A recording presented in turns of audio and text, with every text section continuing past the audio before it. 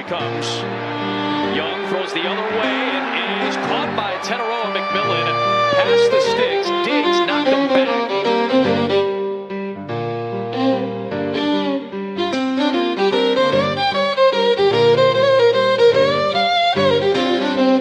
Rolling in on Monday with the deal-witted crew. Panther Pickle's breaking down the game for you. Thursday brings a cold show, dropping truth and facts. Welcome to the home of the Blue and Black attack. Blue and Black attack, 3 times a week. Quick and accurate, the info that you seek. From the Carolinas, keeping Panthers on track.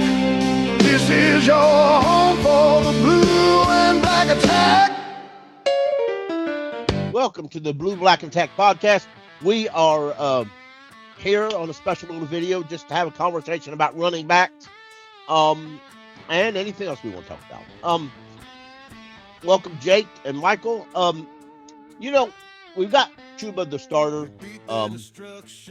Contract is kind of different situation. In a year or two, we can save a bunch of cap. But we don't just want to let him walk just to save cap. We've got other issues. We do have Dillon we signed in the free agency. We have Trevor Etienne already on the roster.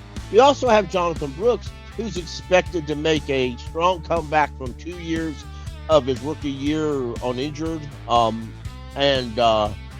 think it's going to have a really super good season. Jake, what do you think, sir? I think it is too. I think, unfortunately, if it wasn't for Jonathon Brooks, injury, I don't think we'd go after our running back that we just let walk, Rico Dottle. I mean, that was the main reason why I believe we went after Rico Dottle, was because of Jonathon Brooks' injury. So, but Jonathon Brooks coming back into the fold, I really think they're going to end up doing the same thing they did last year when it comes to a split back. One of them's going to be the number one. They're going to have the edge to it, but they're still going to have essentially a 2-back system in Brad Isaac office. I mean, which he's going to change around. We don't really know exactly what we're going to get with Brad Isaac, but still, any team across the league, they usually go with a 2 to multiple back system anyways. But yeah, I think they're really going to just use the combination of them two, and then with Dillon signing, he's going to be a guy that can work his way up and can potentially be the 3rd back over Etienne. And you're going to see some really good reps out of him as well, because, I mean, I think, what's his nickname? Is it like QUADZILLA or something like that? Something funny like that. I love that nickname. That's awesome. But he would be, he's probably the one guy that we really have in that running back room that is a very short yardage back. He's truly that type of running back. I mean, you got to think 3rd and 1. I mean, absolutely, you attempt to go up the middle with him. I mean, he can get you a yard. So, I mean, a lot of people are kind of down on our running back room. I'm somewhere in the middle of the pack. I kind of like our running back room. Just like I like our tight end room. I mean, no matter how deep of a team you got, you're going to have some type of room or two, position-wise, that's leaner than the other ones, so to speak, than the other positions. So, but I really like our running back room going forward. I mean, we can always add to it, but I think it's gonna be good. Right, Michael, what do you think of this running back room? I like it. Because I mean, we're Chuba Hubbard's gonna be obviously running back 1 for us. And then Jonathon Brooks, I hope he makes a big impact on this team on offense. Dillon, he's a good. Well, he's a good running back to me because I'll put it like this. He was my Madden franchise wish list from Madden 25 to Madden 26. But either way, I think that's a good running back room, and hopefully Etienne can come and contribute a lot more. It just depends on how we look at what kind of situations we can put these guys in and see like what we can accomplish with the running back room that we have. But yeah, all in all, I'm okay with what we have.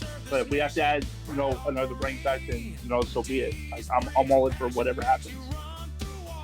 Right. And I like the setup that we're having here. We've got Chuba Hubbard, we've got Jonathon Brooks, we've got Dillon, and we've got Trevor Etienne. We kept we kept. I think we kept 4 last year, and I don't think any reason why we don't keep 4 this year. If somebody has to go, I think it's going to be a hard, long fight battle. I honestly, if I had to make a choice, it would be Trevor, to put Trevor on practice squad.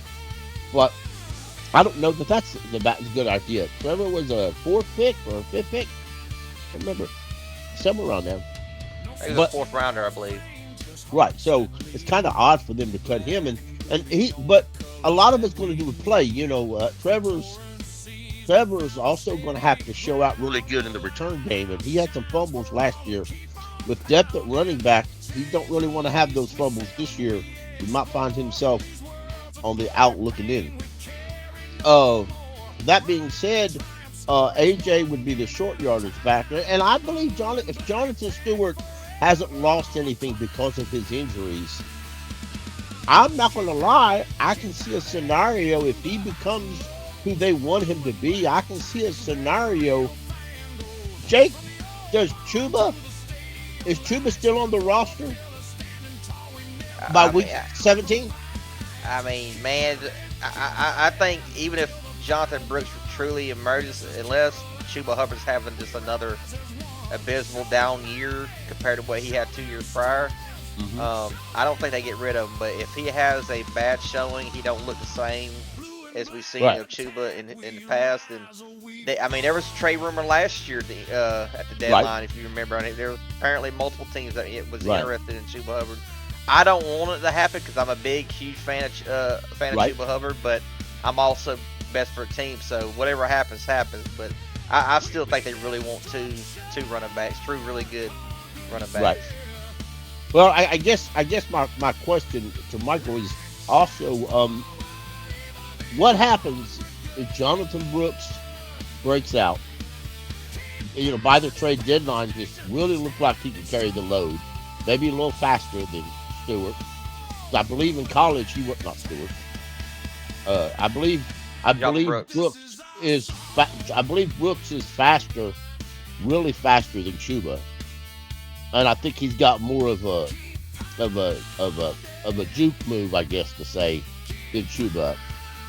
And if AJ Dillon can show his production in short yardage backs, does that make Chuba Hubbard expendable?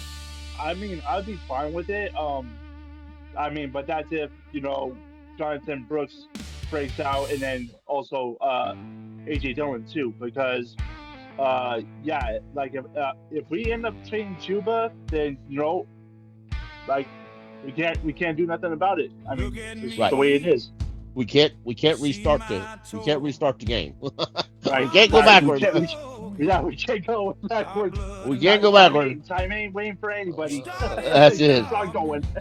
Jake, what do you think, sir? On Chuba Hubbard, I think it would take a lot for them to it would really take Chuba Hubbard to really be down. Like he's not being productive. He ain't showing out on the field. And he has to be abysmal in the locker room, so to speak. But I mean, dude, he had the captain's patch a couple times last year. He is a leader in the locker room. He's very vocal. Yeah, you're right. I need to think of that too. If he's a leader in the locker room, and that says a lot. Yeah, it does. And for even if he's 2 years in to his rookie deal, Jonathon Brooks is still going to be a rookie coming into the system. He's still going to be a rookie, play-wise rookie. He's been to practices, he's watched practices, he's been to all the meetings that they've had. He does everything except for get on the field with the guys and play. So it's not like he's going to not know nothing, but he'll still be a rookie in a lot of ways. We as an organization have to develop these running backs. We have to develop these running backs. Do y'all see a world where we should draft a running back? At one time I did. I no longer believe we should draft a running back. I don't even think we're going to entertain it in this draft. I think it's possible they could still. I mean, if a running back absolutely failed that they was very high on initially, was a fall later round. I mean, I could see them taking a flyer on the running back.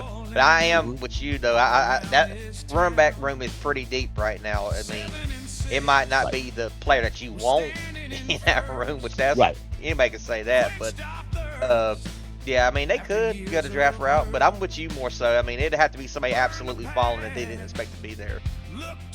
Right. Michael, do you think that the Panthers will draft a running back?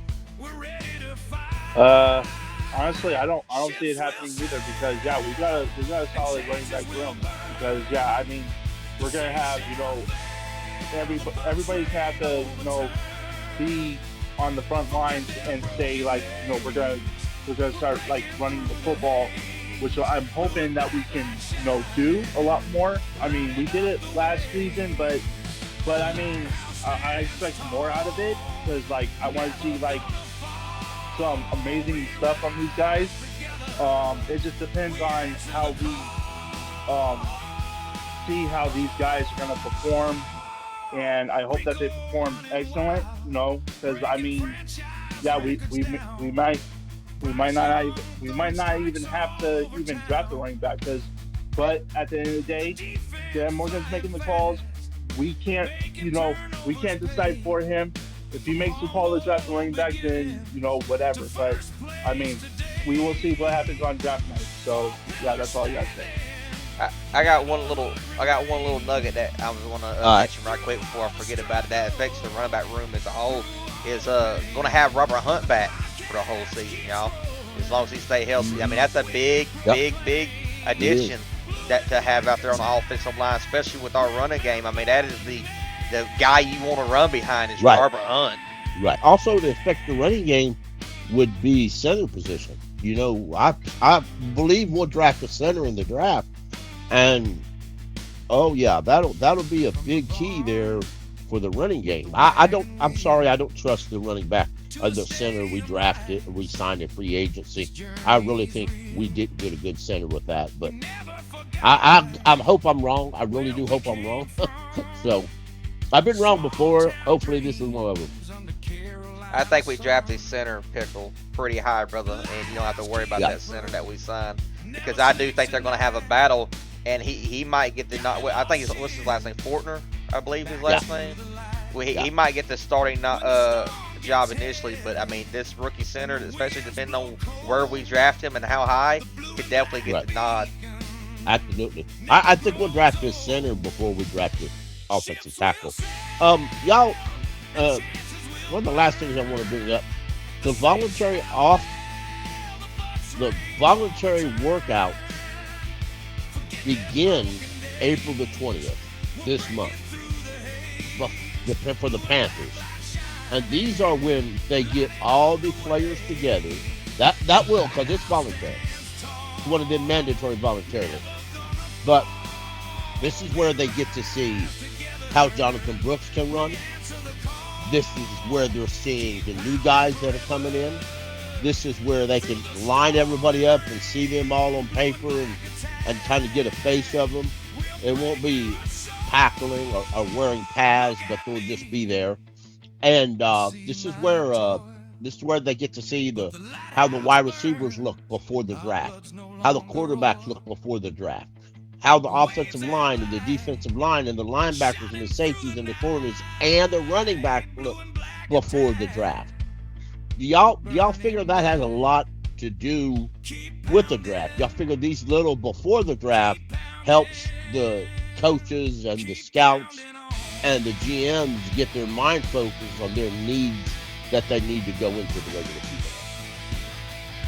I think it does a little bit when it comes to I think it builds chemistry because, I mean, a lot of these guys that haven't met face-to-face yet, and this is a great opportunity to have that face-to-face, connection. Maybe they ask them a little about the system they're going to be in, like whether that's defensive side of the ball or the offensive side of the ball.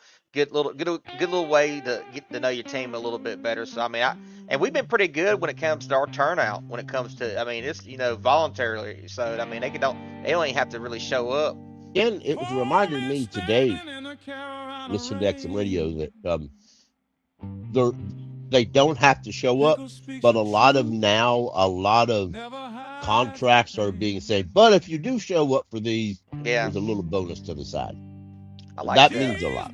So I do too. And plus, I think if a player is truly serious about getting better, they'll show up.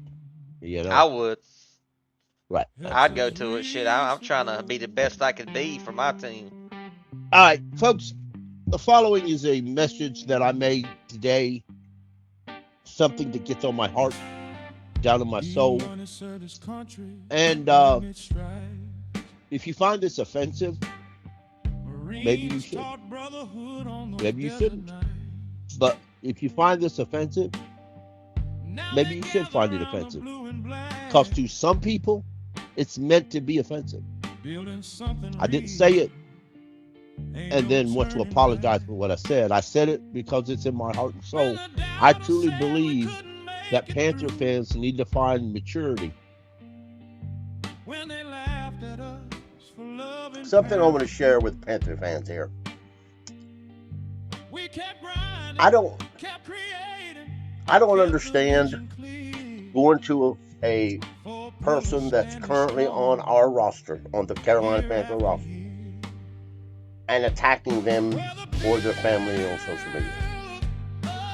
Now, I know some people do it. Some people I call really good friends do it. But I don't understand how or why.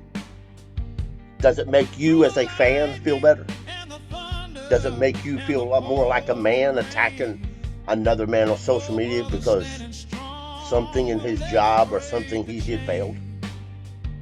I mean, when you screwed up at your job, would you like 50,000 people to berate you in public just because they can? I mean, it's selfish and it's unprofessional, and I'm trying to be nice here, so I just don't understand why or how. You know, there was a time many years ago the Panthers drafted some people that I absolutely hated. Vernon Butler. I hated that man. I really did.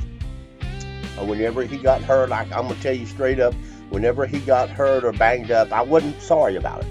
I didn't feel anything for him. I felt, well, the roster was probably better without him on that roster. And I felt that way for a very, very long time. And one day somebody said, and it wasn't a Panther fan, somebody said, why do you feel that way about that man?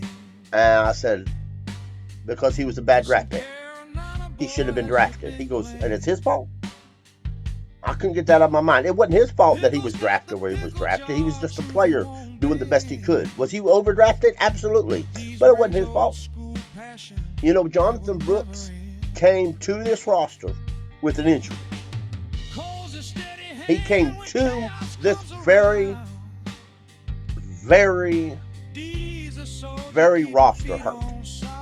They knew when they drafted that man he was like this. And then he tried his best. He said, I'm ready. He gets on the field and it just happened. And, you know, Dan Morgan didn't put him back on that field knowing full well that he was going to get hurt again. He didn't go back on that field knowing full well he was going to get hurt again. You know, it was in a movie that I've watched on a TV show that I'm like, and it was just a saying, and it stuck with me. Y'all know sometimes shit just happens. Sometimes shit just happens, and the level of insanity that Panther fans are doing, and no, it's not just the Jonathon Brooks. It goes way back. You know, we're trying to build a culture in Carolina. We're trying to build something, and you know what? The organization is feeling that. The roster is feeling that. The fan base needs to feel that. The fan base needs to get over themselves. The fan base needs to get on the boat. The fan base needs to act like fans. Brandon Tillis said in an interview today that we've got a couple good years where we can act like the cap doesn't exist, and then after that, you got to pay the piper. So it doesn't make common sense to me to blow up the cap on a 28, 30-year-old. But hey, if that's what you feel, that's what you feel. But, you know, I would think that people would want the Panthers to do this smartly, because sometimes it's going to take, for a lot of these players in the draft, it's going to take 1 or 2 years for them to develop. that's where Princely is at right now. He's developing. He's a 3rd round pick. He's developing. Okay? That doesn't mean he's a bad player. He's developing. And the more he plays, the more he practices, the more he'll get good. And then probably his 3rd year is going to when he's going to break out. Nick Scorton is working himself to where he can break out ahead, because maybe he was a little bit ahead of himself. But nonetheless, we're developing roster, and we have to. The fans have to understand that. Here at the Blue, Black, and Attack podcast, we keep trying to explain this, and people aren't catching the point. And I say it now.